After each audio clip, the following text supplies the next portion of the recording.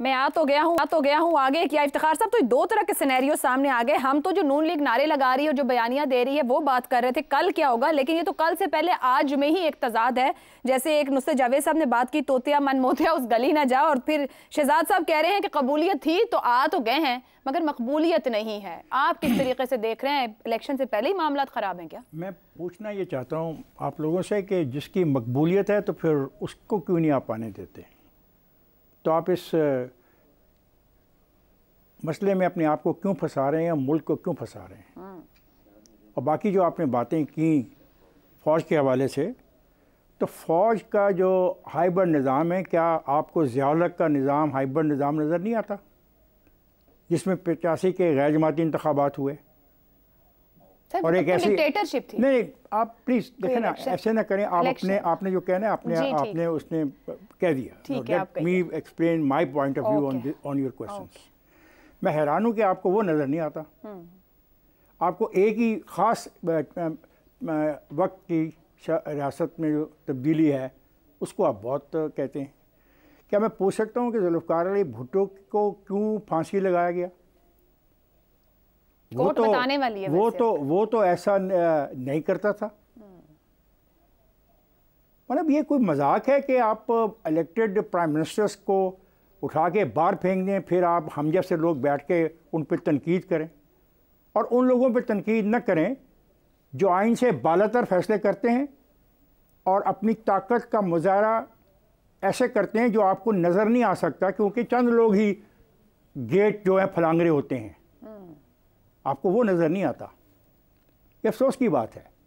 آپ مجھے بتائیں کہ موجودہ اسٹیبلشمنٹ کے پاس نواز شریف کے علاوہ چوائس کیا ہے؟ اگر کوئی چوائس ہے تو اس چوائس کو آگے لے کے آئیں.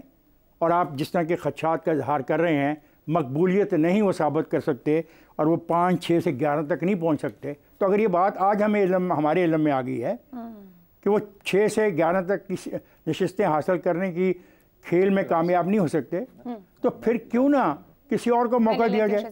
سر تو آپ یہ کہہ رہے ہیں چوائس نہیں، مطلب مجبوری ہے. میں بات کر رہا ہوں، میں آپ کو سوال پوچھ رہا ہوں کہ آپ یہ کہہ رہے ہیں کہ مجبوری بات ہے. میں لفظ مجبوری استعمال نہیں کر رہا. چوائس کہہ رہے ہیں نا، چوائس مطلب کہ کوئی آپشن نہیں ہے. یہ آپ کا یہ لفظ مجبوری آپ کا ہے، میرا نہیں ہے. چوائس کا کیا مطلب؟ نہیں، میں چوائس میں ہے کہ وہ اے اور بی کے اندر ان کے پاس کوئی ہے ہی نہیں آپشنز نہیں ہے. آپشن اور کوئی نہیں ہے. مجبوری اور چیز ہے، آپشن کوئی اور چیز ہے. درست ہو گیا. آپشنز نہیں ہیں. اگر آپشن ہیں اور جس طرح دوست کہہ رہے ہیں کہ اس کی مقبولیت بھی نہیں ہے، تو بجائے ہم ایک اور گہرائی میں پھینکنے کے آپ مقبولیت والا کوئی آدمی الیکشن سے پہلے 8 سے پہلے لے آئیں اور اس کو آگے لگا دیں.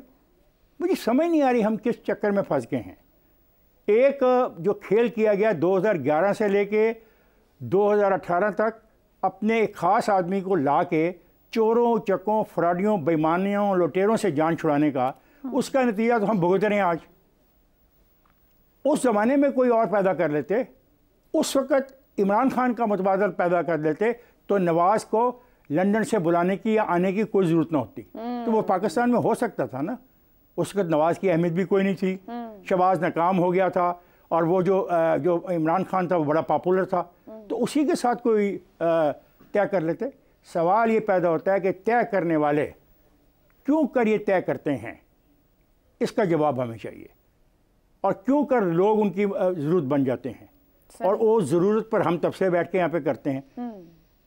تو آج پاکستان کی ضرورت صرف ایک ہے کہ یہاں پہ پہلی بات انتخاب ہوں، دوسری بات ایک ایسی حکومت وجود میں آئے جس میں سب لوگ تقریباً شامل ہوں، تاکہ ہم آگے بڑھ کے جو اصل عذاب ہم فیس کر رہے ہیں معیشت کا، اس پہ ہم قابو پا سکتے. درست ہے. ضیاء صاحب آپ کی جانب آؤں گی. نواز شریف پھر سے 2017 کے کرداروں کے احتساب کی بات کر رہے ہیں. ابھی ہم نے یہاں ماضی کی بھی بات ساری کر لی. جنرل مشرف کے ٹرائل کی مثال ہمارے سامنے ہے. کیا نواز شریف موجودہ اسٹیبلشمنٹ کو آزمائش میں ڈال رہے ہیں؟ یہی بات سامنے رکھ لی جائے جو افتخار صاحب نے ختم کی، جہاں کہ ان کے علاوہ کوئی چوائس ہے نہیں اب سسٹم کے پاس. دیکھیے، یہ سسٹم کہہ لیں، ہائیبرڈ سسٹم کہہ لیں، اسٹیبلشمنٹ کہہ رہے ہیں، ان کو سفید گھوڑے پر بٹھا کر لندن سے لایا گیا ہے نا، تو اس بارات کو خالی ہاتھ تو واپس نہیں بھیجا جائے گا. نصرت جاوید صاحب نے بہت ایک اچھی ڈائمنشن ایڈ کی. میں بھی یہ سمجھتا ہوں کہ دیکھیے، نواز شریف صاحب کی وزیر اعظم بننے میں کوئی بہت زیادہ دلچسپی نہیں ہے. پچھلی بار بھی he was a reluctant prime minister. उनको अपने काम में कोई बहुत दिलचस्पी नहीं थी। एक तरफ इसहाक डार मामलात चला रहे थे, दूसरी तरफ चौधरी निसार चला रहे थे। वो ख़ुद तो वज़ारत उज़्मा में दिलचस्पी नहीं लेते थे। अब अगर वो वज़ीर आज़म बनना चाहते हैं तो उसकी दो वजूहात हैं। एक बात तो ये है कि वो अपने आप को रिडीम करना चाहते हैं। वो समझते हैं कि उनकी बहुत बेइज्जती की गई है, उनको बेइज्जत करके निकाला गया है, उन पर गलत इल्ज़ामात लगाए गए, गलत सज़ा दी गई, और वो समझते हैं कि अगर वो कुछ देर के लिए भी वज़ीर आज़म बनेंगे तो इनसे उनकी जो साख है, जो इज़्ज़त है, जो तारीख़ में उनका मकाम है, वो उनको वापस मिल जाएगा। ये उनकी दिलचस्पी है। और दूसरी जो उनकी दिलचस्पी है, जो इस वक्त बहुत ही अहम है और किसी भी डायनेस्टी के लिए बहुत अहम होता है, मौरूसी निज़ाम के लिए बहुत अहम होता है, इस वक्त वो उम्र के उस मकाम पर हैं, उनका ख़ानदान उस मकाम पर है कि उन्हें अपना मर्तबा, अपनी पोजीशन अगली नस्ल को ट्रांसफ़र करनी है। क्योंकि कोई डेमोक्रेटिक पार्टी तो उनकी है नहीं, डायनेस्टिक मौरूसी पार्टी है, और विरासत को मुंतकिल करने का अमल एक बहुत रिस्की ख़तरनाक अमल होता है, ख़ास तौर पर जब एक से ज़्यादा उम्मीदवार मौजूद हों। अब जहाँ तक उनके इस्टेब्लिशमेंट से ताल्लुक़ का सवाल है, तो मेरे तो सवाल ये कि आखिर नया क्या होने वाला है। नवाज़ शरीफ साहब की आमद से मुस्लिम लीग नवाज़ या ख़ुद नवाज़ शरीफ और इस्टेब्लिशमेंट का जो ताल्लुक़ है, उसमें क्या नई चीज़ होने वाली है। अभी 1.5 साल तो वो हुकूमत करके गए हैं ना, जो उनकी पार्टी हुकूमत करके गई है, उनके भाई उन्हीं की कुर्सी पर ही बैठे थे ना, मगर ओनरशिप नहीं लेती नून लीग उस हुकूमत की ज़यागम साहब। वो तो इस वक्त लेने को तैयार नहीं है ना जी। कौन सी उनकी टीम में कौन सा ऐसा फर्द है जो उस वक्त नहीं था और अभी वो लाएंगे? एक नाम बता दीजिए कि जब वो वजीर आजम बनेंगे तो फलां बंदा जो है वो वजीर नहीं होगा। कौन सा बंदा है? पूरी की पूरी टीम उनकी मौजूद थी, वहां से बैठ के रिमोट कंट्रोल के जरिए से वो हकामात भी चला रहे थे, भाई को चलने भी नहीं दे रहे थे।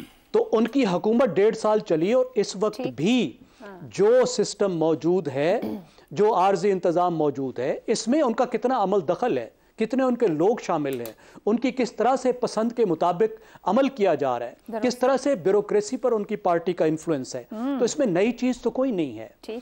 उनका एक ताल्लुक पेचीदा रहा है इस्टेब्लिशमेंट के साथ, इसमें कोई शक नहीं है। वो आए एक प्रोजेक्ट के तौर पर थे, एक किंग्स पार्टी के तौर पर थे। 1985 से 1990 तक वो इंतहाई शदीद लाडले थे इस्टेब्लिशमेंट के, फिर उनके ताल्लुकात ख़राब रहे। फिर 1997 में भी उनको वो एक लाडले थे, उनको सपोर्ट किया गया। फिर जब उन्होंने अमीरुल मोमिनीन बनने की कोशिश की और फिर जनरल मुशर्रफ ने जो अपने तौर पर एक जंग छेड़ दी, उसके बाद ताल्लुकात ख़राब हुए तो वो चले गए। और फिर जब वापस आए तो फिर भी उनके बहुत अच्छे ताल्लुकात थे। आपने देखा कि एस्टैब्लिशमेंट के साथ मिलकर इस वक्त ताल्लुकात की सूरत हाल क्या है? अब फिर वो वापस आए हैं कबूलियत के साथ बकौल शहजाद साहब के। इस वक्त आइडियल ताल्लुकात हैं। अच्छा, वो हाइब्रिड सिस्टम को कानूनी और मुस्तकिल बना चुके हैं। उन्होंने इब्तदा की थी 2019 में जनरल बाजवा को एक्सटेंशन देके, ना सिर्फ एक्सटेंशन देके बल्कि एक्सटेंशन का कानून बनवाकर, उसके बाद उन्होंने ऑफिशियल सीक्रेट्स एक्ट्स में तरमीम की, आर्मी एक्ट में तरमीम की, ब्यूरोक्रेसी को इंटेलिजेंस के सपोर्ट किया, तमाम पसंद की एस्टैब्लिशमेंट की पसंद की नामजदगियां की। 3 वजूहात है, मैं सिर्फ राउंड अप करने दीजिए। 3 वजूहात ऐसी हैं जिसकी वजह से 3 वजूहात ऐसी हैं जिसकी बुनियाद पर वो झगड़ा नहीं करेंगे। नंबर 1, इस वक्त वो खुद प्रोजेक्ट हैं, ये सेटअप उनकी सपोर्ट कर रहा है, तो वो क्यों से उलझेंगे? उनका नुकसान ही नुकसान है। नंबर 2, नुसरत जावेद साहब ने बहुत ठीक निशानदेही की और उसके साथ साथ शहजाद चौधरी साहब ने भी निशानदेही की कि वो इस वक्त पॉपुलर नहीं है। आपको बहुत पॉपुलर होना पड़ता है इस्टेब्लिशमेंट से सींग लड़ाने के लिए। तो ये उनका दूसरा मसला होगा। तीसरा मसला मैं खुद अर्ज कर चुका हूं कि उन्हें मौरूसी ट्रांसफर करना है। इस वक्त वो झगड़ा लेंगे तो पूरी विरासत का नुकसान होगा।